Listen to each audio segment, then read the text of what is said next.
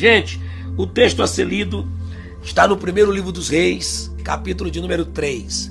Primeiro livro dos Reis, capítulo de número 3. E eu já vou colocar o tema aqui, já vou dizer o tema, para nossa irmã Érica Brito aí escrever e a Carla fixar. Olha o tema, preste atenção, tema fenomenal. A resposta vem dele, mas a sugestão é sua. A resposta vem dele, de quem? Do Deus Todo-Poderoso, mas a sugestão é sua. Coloca aí, escreve aí. A resposta vem dele, mas a sugestão é sua. E daqui a pouco a gente vai entender o porquê desse tema que Deus nos deu hoje. Primeiro livro dos Reis, capítulo 3. Vamos ler a partir do versículo de número 3, tá bom? Primeiro livro dos Reis, capítulo 3, a partir do versículo 3. Achou aí na sua Bíblia? Tá com a Bíblia na mão? Então vamos lá. E Salomão amava o Senhor, andando nos estatutos de Davi seu pai. Somente que nos altos sacrificava e queimava incenso. E foi o rei a Gibeon para lá sacrificar, porque aquele era o alto maior. 1000 holocaustos sacrificou Salomão naquele altar. Imagine, 1000 sacrifícios. Estava disposto, não estava? Estava querendo algo de Deus, não estava? Com certeza. Em Gibeon apareceu o Senhor a Salomão de noite, em sonhos. E disse-lhe Deus: pede-me o que queres que eu te dê. Olha que coisa tremenda. Você já pensou se Deus agora aparecesse para você? Para alguns nem seria bom. E eu explico já já. Para alguns não seria bom que Deus aparecesse dessa forma, com esse bilhete premiado, né? Com esse cheque em branco e dissesse assim, ó, pede aí o que você quiser, que você me pedir e eu te dou. Pede-me o que quiseres que eu te dê. Vamos então à resposta de Salomão. E disse Salomão: de grande beneficência usaste tu com teu servo Davi, meu pai, como também ele andou contigo em verdade e em justiça e em retidão de coração perante a tua face. E guardaste-lhe esta grande beneficência e lhe deste um filho que se assentasse no seu trono, como se vê neste dia. Agora, pois, ó Senhor meu Deus, tu fizeste reinar ao teu servo em lugar de Davi, meu pai. Eu sou apenas um menino pequeno, não sei como sair nem como entrar. E o teu servo está no meio do teu povo que elegeste, povo grande que nem se pode contar, nem numerar pela sua multidão. A teu servo, pois, dá um coração entendido para julgar ao teu povo, para que prudentemente discirna entre o bem e o mal, porque quem poderia julgar este teu grande povo? Versículo 10 para encerrar. E estas palavras agradaram ao Senhor Deus, ou pareceu boa aos olhos do Senhor, de que Salomão pedisse isso. Você pode dizer amém? É conhecida essa história, mas permita-me parafraseá-la e refletir alguns pontos importantes e fazer uma aplicação nesse contexto de alcançar respostas da parte de Deus. Havia sobre o salmista Davi, sobre o grande rei Davi, a promessa de que um descendente seu se assentaria no trono para reinar sobre Israel. E esse descendente, de fato, é Salomão. E este senhor, este rei Salomão, este sucessor de Davi, que de fato estava prestes a se assentar no trono, a Bíblia testemunha, se você leu com atenção logo no versículo 3, 3 características interessantes da vida de Salomão. A Bíblia diz que ele amava o Senhor. E por amar ao Senhor, a Bíblia diz que ele andava nos estatutos de seu pai, sacrificava e queimava incenso. Salomão agora está diante de uma grande responsabilidade. Ele sabe que pesa sobre os seus ombros a regência do grande povo de Deus. Este povo que marcou a história com seus altos e baixos, com as suas rebeldias, com as suas inclinações que provocavam a ira de Deus.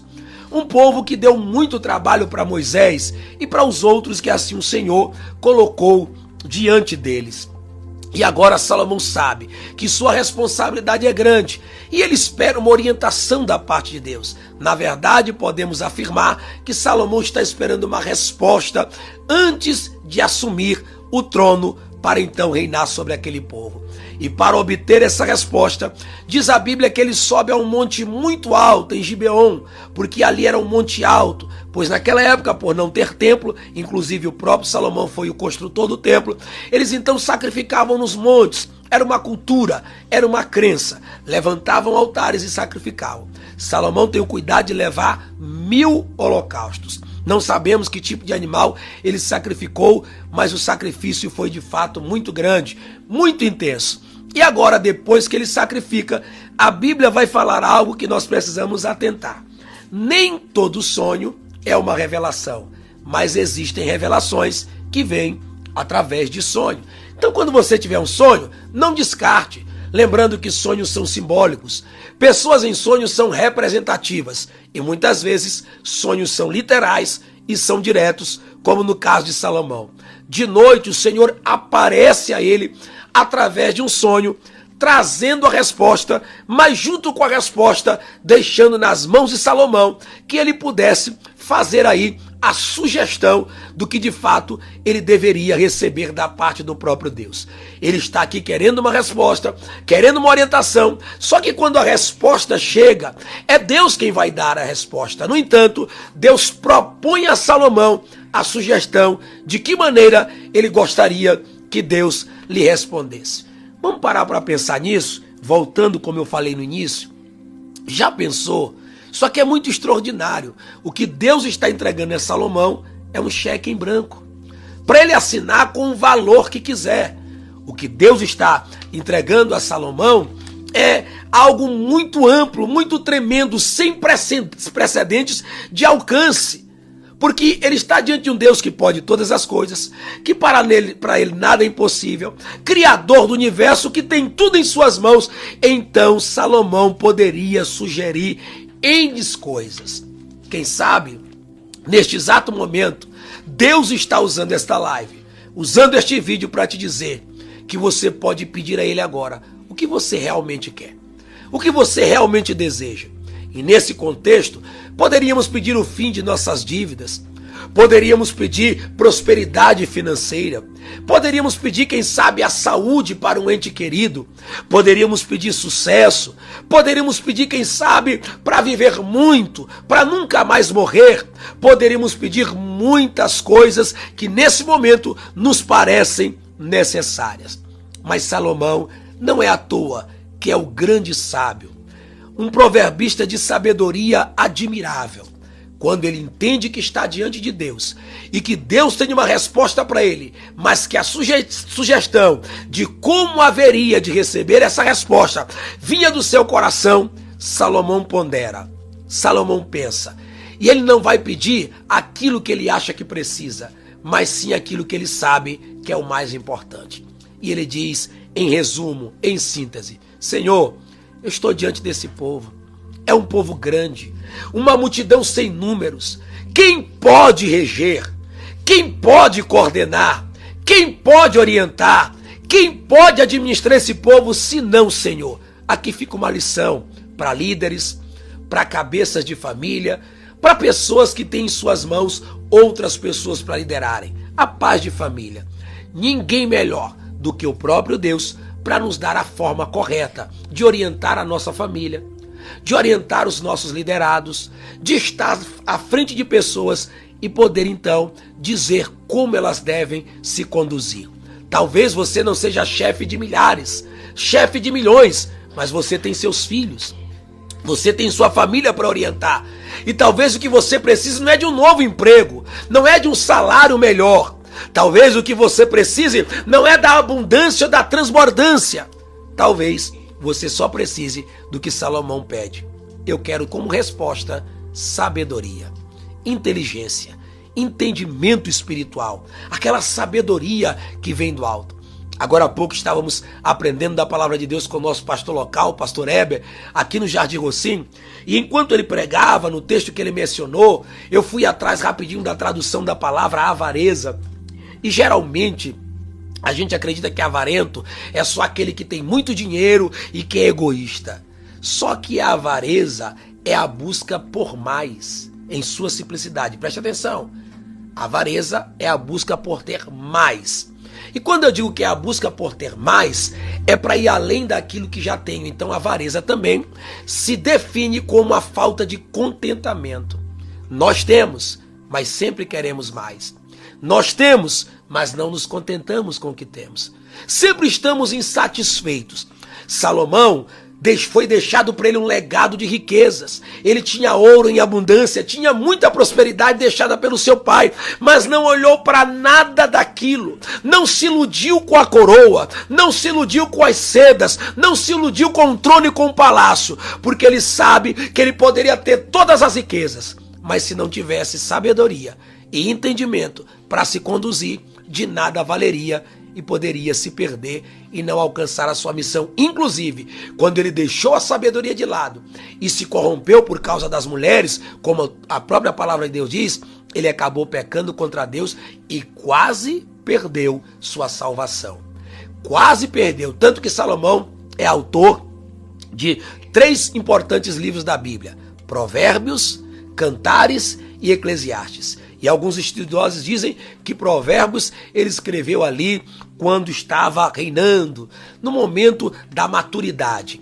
Já Cantares escreveu na sua juventude, quando se enamorou pela Sulamita.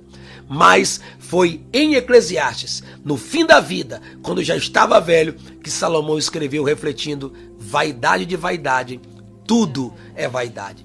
Salomão chega a dizer: eu experimentei de tudo nessa vida e vi que tudo era em vão.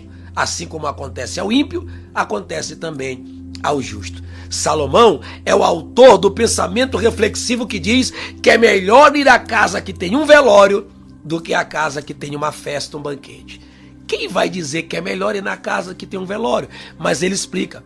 É porque ao chegar no velório, olhar aquela pessoa estendida, nós refletimos como a vida é breve. Na casa que tem festa e banquete, que tem bacanal e bebedeira, que tem drogas, que tem vida dissoluta, quem vai refletir? Afinal de contas, está desfrutando de prazeres. Mas é com o fim da vida que a gente reflete o quanto é importante vivê-la no presente momento com sabedoria.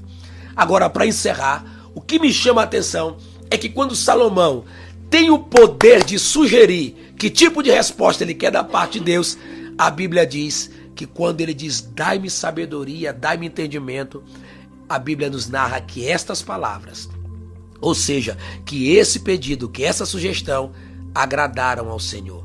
Pareceu bom aos olhos do Senhor.